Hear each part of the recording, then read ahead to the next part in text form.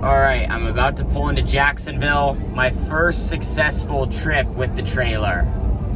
Made it all the way to Cottage Grove, made it all the way back. It's literally 4 a.m. as I'm about to pull into my little town that I love. There it is. Welcome to Jacksonville. Pretty quiet right now. Well, happy Monday, ladies and gentlemen. Here's a look at both of our cars here in the shop. Welcome back to today's video. Carly's car, my car. Carly was actually just down here doing maintenance on her stuff. She re-greased all of her bars, re-greased the torque tube, did the nozzles in the engine, also re-greased her bird cages. So I just missed her with the video camera, and then I was also doing all of that work on the 18T. But anyway, thank you so much for hanging out with us here today. Had a good weekend at the Cottage Grove Speedway, and right now kind of trying to regroup for this quick week as we turn around and we're preparing for the fastest 4 days in motorsports with the King of the West 410 sprint cars. So trying to get as much as we can done early in the week, and had a good run at Cottage Grove. Came home second from 6th, and went like 18th to 2nd. As you saw, I slid off the track early on and was able to recover. Had a lot of things go my way. Still, you know, a little bit frustrated about it. Just as a racer, it's hard to let things go like that, but we're moving past it, and overall, you know, if you look at the numbers, it was still a fantastic night on paper. We went forward, we had good speed, we passed cars, I was aggressive. Just need to minimize a couple of mistakes and we'll be right there chasing, you know, that victory. Right now though, we got all kinds of messes in the shop. Dad's like trying to finish building this front axle for a spare. I'm gonna hoist my engine up here in a second and pull it out. And also, I should probably mention some context from that first clip. I successfully, you know, made it home with our little go-kart trailer. That was my first time ever towing it the full distance, all the way to Cottage Grove and all the way back. You guys see my dad in the videos, and obviously you get a feel for his personality and what kind of guy he is. One thing he struggles with a little bit is giving up the control of letting someone else drive the trailer and trusting me. Is like, I learned that, you know, I don't have a lot of experience pulling anything. So it was difficult for him and my mom to allow me to do that, but they also understand, you know, the middle ground of like worrying, you know, and just being normal parents and concerned, but also like at some point I gotta learn, and I want to learn because that is a valuable skill to have. So it ended up being a late night, but most importantly, we made it home. The trailer made it home, and it's all back here at the house. So it's no secret that the surface we had this last weekend was very, very hard on our tires. Ended up probably burning through more than we would have liked. And especially running two cars, you know, it did double the damage. So here's kind of a look at all the tires I'm gonna be dismounting this afternoon. Here's a look at this front. I'm actually gonna probably just try and flip this. It doesn't have a whole lot of life left, but it's all right. This is the right rear I ran in the feature that blistered and has a hole in it. That's why it's flat. Here's a right rear from a little bit earlier in the night, left rear, and then here's another right rear from earlier in the night. So Cottage Grove tried to do all they could to give us a good surface, but it just, at the end of the day, it just seemed like at the beginning, it just maybe didn't get enough water to hold it together, and it kind of started to get crumbly, and then it quickly sealed over. As the night went on, they worked it, and then I think they had like some of their equipment break, so we got to the point where it was like, hey, there's just nothing we can do. Which, like I said a couple times, was not necessarily ideal, especially with the tire shortage we have in the United States right now. It's a little bit tougher to get, you know, fresh Hoosier rubber than normal. But at the end of the day, it doesn't change our current situation, so all I can do next now is get to work. So I got my tools that I'm gonna need here. And I know all the big time sprint car guys, you can make fun of my debeater tool. My nickname for it is the scissor tool. If you guys have ever used one of these, in my opinion, they don't really work that well, and they will get you very angry when you're trying to dismount tires. And I haven't got the chance, but I've been really wanting to get, you know, one of the bead breakers, the no effort ones, were just in one pump. Literally, it could be, you know, any right rear, any left rear, it pushes it down. So eventually I'm gonna get one of those, but in the meantime, this will have to do. Here is a very quick tutorial on how to dismount a left rear.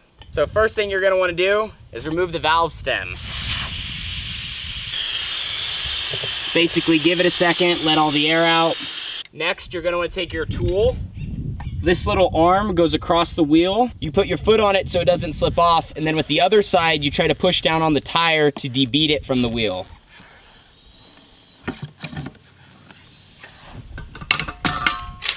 So that didn't take much at all. The left rears tend to be, you know, much easier than the right rears. Then you're gonna take your 6-point half-inch socket on your impact and take off this bead lock.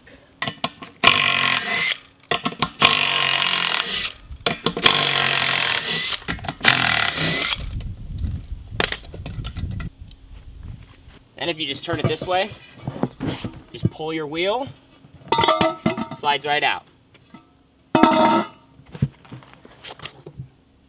So it's actually a pretty simple process. Now, like I mentioned though, the left rears are 10 times easier to do than the right rears, and that's why I decided to show you one of those here on camera. Anyway, I'm gonna do less talking, get my hands dirty, get back to work.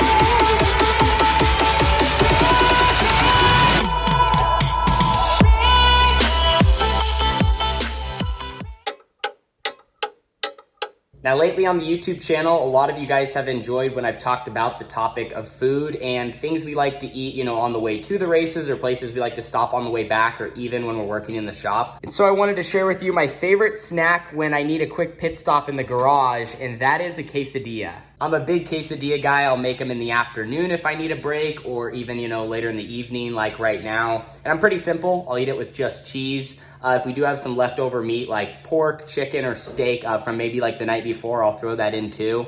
It don't take much time. It's just, you know, 2 tortillas and some cheese and, you know, a race car driver like me with not much skill. Here in the kitchen, it works quite well. So I'm gonna eat this quesadilla real quick and then head back down and try to keep working. Well, after our quick evening pit stop, I figured for like the 19th time this season, I might as well swap engines in our car. We pulled the 360 out and dropped the 410 in. And I could be wrong, but this felt like record-breaking time with how smooth everything went. Now, the next day after we dealt with the engine, I decided to start mounting up some new tires as they came in. Got some brand new left rears, got a couple brand new right rears as well. And mainly during this process, you're trying to mount them up and then, you know, get your different sizes and try to get options in the trailer. There's no sense in having all the same size of one tire. In order to get the proper stagger as a racetrack goes from hooked up to slick and maybe even back to grip with rubber, you got to have options in the trailer, and all of that preparation happens in the shop. Well, as we continue to work and stay busy here in the shop for our big weekend of 410 sprint car racing in the Pacific Northwest for Memorial Day, I figured it was only fair to talk about tires since we also discussed that in this video. Now, for anyone that is unaware, there is a huge tire shortage right now for sprint car tires and actually tires in general just across many forms of racing. This right here is a brand new left rear RD12, and this is a brand new HTW. Now, Hoosier is discontinuing the HTW because these will eventually be outlawed soon, but still, 2 brand new tires. These are like gold right now. Any tire that you can find that's in good condition and can be ran is very, very valuable. So I wanted to end the video just talking a little bit about the tire shortage and how it is affecting our team. And I know what some of you guys are thinking, Tanner, I just saw you mount up like 4 or 5 brand new tires. What shortage are you talking about? It looks like you guys are sitting just fine. And we are definitely sitting all right. I know there's a lot of teams that are in a worse position than we are. Now, if you remember, over the off season, we actually got a little bit of a stockpile on left rears, right rears, and fronts, kind of just thinking that there was a possibility that this shortage would occur. And that gave us plenty of tires to kind of start our season. And then as we've been going, you know, in California or our couple of races we've had up here, if there have been tires available to buy, we've just been trying to kind of get what we can get, as well as trying to get as much possible life out of our current ones as we're using them. We're not throwing them away as fast, you know, we're flipping them. We're just trying to get as much tread off them as possible. For example, I got an HTW sitting right here in the shop. Not really good condition, but it was used and I saved it because I figured, you know what, I could definitely probably get some more laps out of it at some point. I also have some other used ones scattered right here that I'm saving just in case. And then even upstairs in our trailer, we have some other used ones that we flipped, or, you know, they may be in a certain situation for local shows or just tires that we can burn up so we're not burning up brand new ones.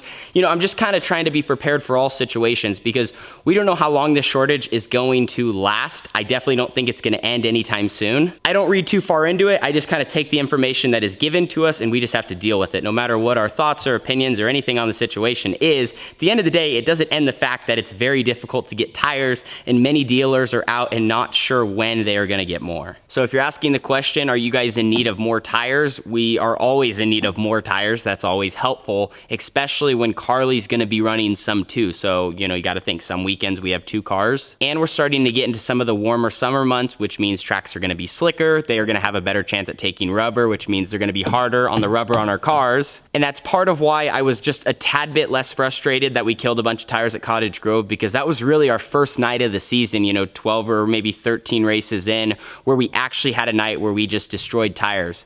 Every other night leading up to it, you know, we actually have been pretty easy on them and haven't had to dismount much. So as far as my official update would be for you guys, I would say we probably have enough tires here at THR and CHR if everything went right to probably get through June and not have too many nights where we're just, I mean, if we're smoking them like we did at Cottage Grove, obviously you're gonna go through them quick, but you know, if you burn up a tire or two a night and, you know, have some nights where it's probably a little bit more hooked up and some nights it slicks off, we're probably looking all right for the next 4 or 5 weeks, but you never know. You never know what can be thrown at you. So that's an update on the tire shortage. Hopefully things start to get better, but like I said, I would, with how the world's going, I would say I'd predict it's probably going the opposite way. But anyway, that's gonna wrap up today's video. We gotta continue working here for our 4-day weekend. Hopefully the weather holds off, and we're looking forward to getting on some tracks that I'm pretty familiar with, not necessarily in a 410, but just have some laps around, you know, close to home. See you guys all there, and it's gonna be a blast. Deuces.